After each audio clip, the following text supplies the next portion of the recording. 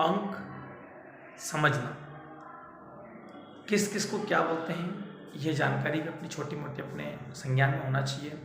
तो देखिए, सम अंक जिसका भी अंतिम अंक 2, 4, 6, 8, 0 होगा उसे सम अंक माना जाएगा। अंतिम अंक मतलब इकाई का अंक, जिसके भी इकाई के अंक पे इन पांचों में से एक भी ओवर होगा तो उसे सम अंक कहा जाएगा। विषम अंक में भी यही सिस्टम है, इन अंकों में से एक भी अंक किसी की भी इकाई के स्थान पर होगा उसे विषम अंक कहा जाएगा।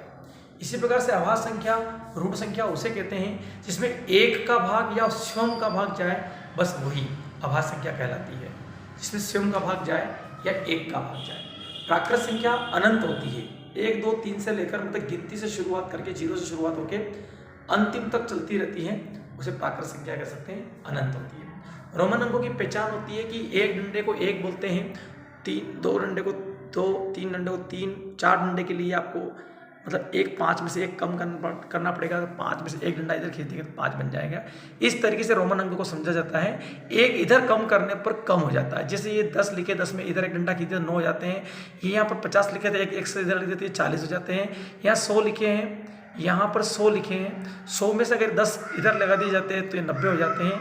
ये डी लिखे हैं, डी से इधर अगर सी लिख दिए जाते हैं तो ये 400 हो जाते हैं। ये एम के सामने डी नहीं, एम के सामने सी लिखे जाते हैं, सी एम लिखा जाता है तो यहाँ पर 900 हो जाते हैं। इस तरीके से रोमन अंक को समझा जाता है। देवनागरी के जितने भी अंक होते हैं उनमें गठान लगी होती है। आप देख लीजिए इस तरीके से, सिर्फ 8 को छोड़ के सब में गठान बनी होती है, इसे देवनागरी अंक कहते हैं। वर्ग और वर्गमूल से मतलब होता है 4 का वर्गमूल 2 है, और वर्ग इसलिए कि इसकी घात 2 कर दी, 2 दूना 4 हो जाती है। अतः वर्ग और वर्गमूल इसे कहते हैं। आपको कुल मिला के ये समझना है कि ये इसका वर्गमूल निकल सकता है 2, लेकिन इसका 2 बार गुणा करेंगे तो ये वर्ग बन जाएगा। ये 3 तिया 9 बन गए। इस तरीके से इसको वर्ग समझना है। तो ये 9 का वर्गमूल 3 है, और अगर वर्ग करेंगे तो 3 तिया 9 इसका वर्ग है। 3 का वर्ग 9 बनेगा, और वर्गमूल देखा जाएगा तो 9 का वर्गमूल 3 बनेगा। इस तरीके से घन और घनमूल को भी यही तरीके से है कि 8 का घनमूल निकालने कहेगा तो 2 है, और घन करने ही कहेगा तो 2 की घात 3 मतलब 3 बार गुणा करना है। 2 दूना 4 और 4 दूना 8। इसे घन और घनमूल के तरीके से समझा जा सकता है। आपको ध्यान से समझना है। अगला है ये अंक।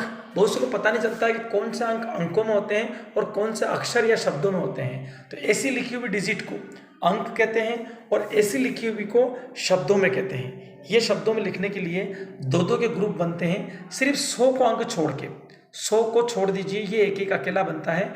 इधर से बोलते हुए चलिए, इकाई, दाई, सैकड़ा, हजार, 10,000, लाख, 1,75,900, सिर्फ यही अकेला रहता है। बाकी सबके 2-2 ग्रुप बनते हैं। हाँ, इस तरफ अगर कोई अकेला है तो रह सकता है, लेकिन सबके 2-2 ग्रुप बनाते बनाते इधर से चलना चाहिए। जैसे मैंने इन 2 के ग्रुप बना लिए, एक अकेला रख लिया, फिर 2 के ग्रुप बनाए, इधर छोड़ दिया, छोड़ते जाए कोई बात नहीं, चलेगा। शब्द अंकों में इस तरीके से समझा जाता है।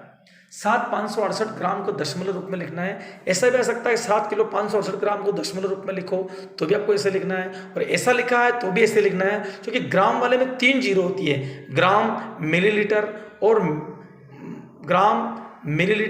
और मीटर वाले में 3 जीरो होती है। इससे दशमलव 3 अंक बाद छोड़ के लगती है। 7 रुपये 5 पैसे का दशमलव रूप बनाना है। पैसे वाले में 2 ही जीरो होती है, क्योंकि 1 रुपये में 100 पैसे होते हैं। अतः यहाँ पर 2 अंक छोड़ के दशमलव लगाई जाती है। जितनी जीरो होती है उतने अंक छोड़ के दशमलव लगाई जाती है। इस तरीके से सरलतम रूप का मतलब होता है, सरल रूप और सरलतम रूप का मतलब होता है उस भिन्न को किसी भी अक्षर से काटने पर, एक ही अक्षर से काटने पे वो उत्तर आने वाला सरलतम रूप माना जाता है। बहुत से को पता नहीं होता कि ज्यामिति किसे कहते हैं और मापन किसे कहते हैं।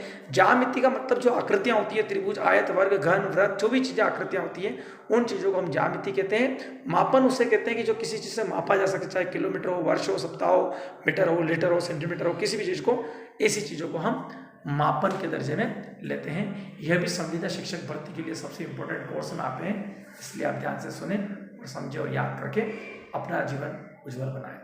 धन्यवाद।